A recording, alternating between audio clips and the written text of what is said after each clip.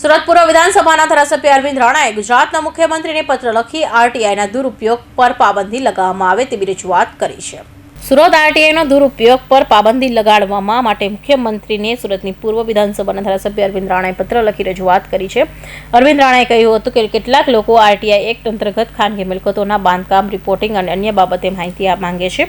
જે માહિતી મેળવ્યા બાદ અધિકારીઓ પર દબાણ લાવી વ્યક્તિગત રીતે લોકોને હેરાન પરેશાન કરવામાં આવે છે. તેઓની મિલકત માલિકો પાસેથી રૂપિયાની માંગણી કરી બાંધકામ તોડાવી નાખવાની ધમકી આપે છે. સુરતમાં આવા કેટલાક કિસ્સાઓમાં લોકો માનસિક રીતે પરેશાન થઈ આપઘાત સુધી વાત પહોંચી જતી હોય છે. ત્યારે વ્યક્તિગત આરટીઆઈ માંગીને સામાન્ય લોકોને પરેશાન કરનારાઓ સામે કાર્યવાહી કરવી જોઈએ તેવી માંગ કરાઈ હતી. દેશમાં અને રાજ્યમાં રાઇટ ટુ ઇન્ફોર્મેશન એક્ટ 2005 અત્યારે અમલમાં છે.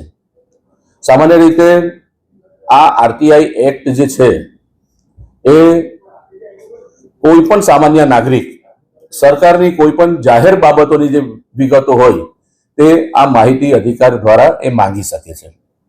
પરંતુ આ આરટીઆઈની આડમાં કેટલાક તત્વો, કેટલાક આરટીઆઈ એક્ટિવિસ્ટો દ્વારા ખાનગી માલિકીની જે મિલકતો છે કે જે લોકો પોતાનું ઘરનું ઘર બનાવતા હોય એવા લોકોની પ્લાનની માંગણી કરે, નકશાની માંગણી કરે, કોઈ મકાન રિપેર કરતું હોય તો એ રિપેરિંગ કામ કરનારાઓની પણ માહિતી માંગે આરટીઆઈ એક્ટ હેઠળ.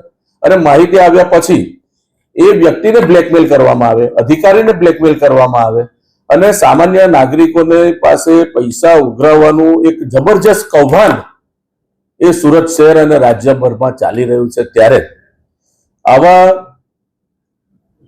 ત્રાસી ગયેલા લોકોની જે રજૂઆત એક ચૂંટાયેલા પ્રતિનિધિ તરીકે જ્યારે અમારી પાસે આવે છે ત્યારે અમે તપાસ કરી તો મહારાષ્ટ્ર રાજ્યની અંદર આરટીઆઈ એક્ટ હેઠળ ખાનગી માલિકીની જે મિલકતો હોય એના બાંધકામના નકશા, એના વાસ્તુ કે એના કોઈ પણ પ્રકારના દસ્તાવેજો નહીં આપવા જોઈએ એવું માહિતી આયોગ દ્વારા પરિપત્રિત કરવામાં આવ્યો છે, આદેશ કરવામાં આવ્યો છે. આદરણીય ગુજરાત રાજ્યના મુખ્યમંત્રી માનનીય શ્રી ભૂપેન્દ્રભાઈ પટેલ સાહેબને આની વિગત સાથે મેં વિગતવાર એક પત્ર લખ્યો છે અને પત્ર દ્વારા માંગણી કરી છે કે જો મહારાષ્ટ્ર સરકાર દ્વારા આરટીઆઈ એક્ટ હેઠળ ખાનગી માલિકીની મિલકતોની માહિતી નહીં આપવાનો જે આદેશ છે એ આદેશ ગુજરાત રાજ્યમાં પણ બહાર પાડવામાં આવે અને રાજ્યની તમામ નગરપાલિકા અને મહાનગરપાલિકાઓમાં ખાનગી માલિકીની મિલકત ધરાવનાર લોકોની આરટીઆઈ એક્ટ હેઠળ આવી માહિતી નહીં આપવી જોઈએ એવી માંગણી અને રજૂઆત માનનીય મુખ્યમંત્રીશ્રીને કરી છે.